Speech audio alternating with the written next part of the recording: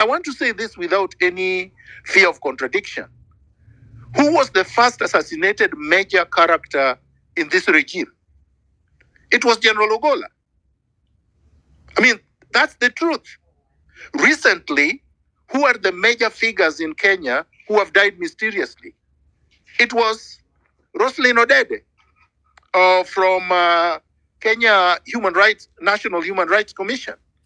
And who are the people pretending that they are in government and are protecting them? Also Luos. It's a major embarrassment. But I'm not saying only Luos are being persecuted in this government. I'm simply saying the contradictions are glaring and Kenyans are seeing it. And the Luos that he thinks are going to replace the Kikuyus who have basically voted with their feet so that he can organize a coronation are not with him because they can see transparently what he's doing. So therefore,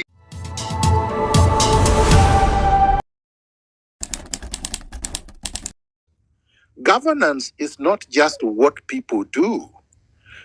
At the heart of it is the ability to think, to just sit down and conceptualize ideas, to think about the problems that the country is facing, and then attempt to address them. They don't have time for that. It's threats, it's intimidation, it's atrocities. So that's on one side. If you look at the IEBC, he's already completed the design. He's captured the IEBC electronic voter registration system. It's cloned. It's now being controlled from State House. He's cloned the Secretariat infrastructure. He's put NIS through Nurdin Haji to infiltrate and take over the Secretariat. So now what is the wild card? The wild card would be the judiciary whom he thinks, if he messes up the election the way that he plans to do, can bring accountability to the violations, like Maraga did in 2017. That is his thinking. Ruto will stop at nothing to try to cling to power. To me, that is the most important warning. He's telling us, I can do anything to cling to power, and there is nothing you can do. And I think this is where, for me, the challenge is important. Because he was put there by the people. A lot of people are saying it was a mistake. It wasn't. Because what was the option? You see, it wasn't a mistake if you are only left with two options. Uhuru continuing to rule through Raila or Ruto coming in.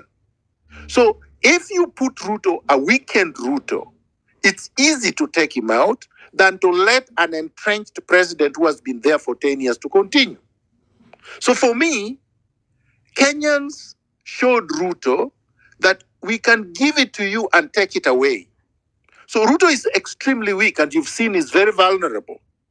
And the more he exposes his vulnerability, the better for us. That's why I said it's a sad moment, but it's also a glorious moment. Because the more desperate Ruto exhibits, the more desperation he exhibits, the more Kenyans are seeing that really the power is in their hands. The more cabinet secretaries leave Ruto, show a backbone, and criticize him or contradict him, the better for us. We want this government, the regime, to disintegrate, to implode from within as the citizens come for it from outside. It must be made completely, the country has to be made, in my view, completely ungovernable, so that Ruto feels that he has to be campaigning 24 hours to be able to get little bit of legitimacy, which he can't get. So like now, Where is it that Ruto thinks he's getting support? He thinks that he's getting support from Nyanza. But don't be deceived. Nyanza is not behind him. Luos are not behind him. Luos are just there because of fatigue, political fatigue, economic fatigue, emotional fatigue. Luos have been battered since 1966. So anybody can get tired of being consistently battered. If you see even the recent deaths and disappearances, it's mainly Luos that have been targeted, actually. Don't let anybody be deceived. Every cycle of insecurity in the country, and when a president feels vulnerable, they assassinate Luos. And I want to say this without any fear of contradiction. Who was the first assassinated major character in this regime? It was General Ogola. I mean, that's the truth. Recently, who are the major figures in Kenya who have died mysteriously? It was Roslyn Odede from Kenya National Human Rights Commission.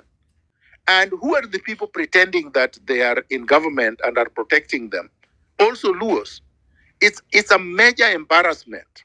But I'm not saying only Luos are being persecuted in this government. I'm simply saying the contradictions are glaring and Kenyans are seeing it. And the Luos that he thinks are going to replace the Kikuyus who have basically voted with their feet so that he can organize a coronation are not with him because they can see transparently what he's doing. So therefore, he goes to Western and he thinks swallowing Mudavadi's ANC is going to be a reprieve. Mudavadi, who cannot even be elected a member of parliament, in Bahatia right now, in his own home area, he can't be elected a member of parliament if he were to vie. So Ruto is finished, politically done, and there is no escape route.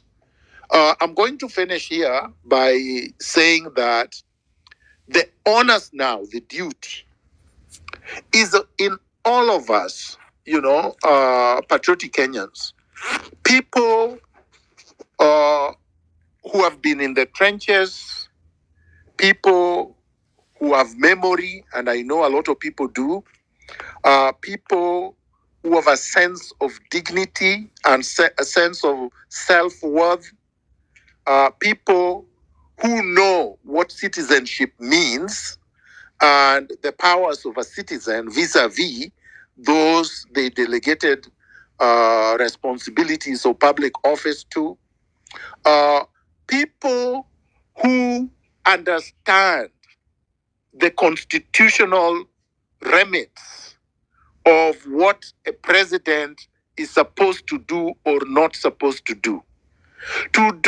what we must do.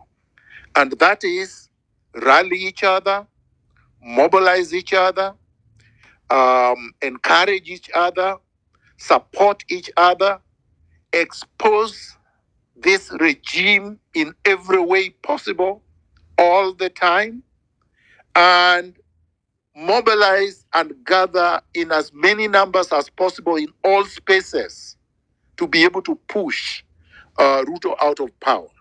So that's my first message, and I thank you.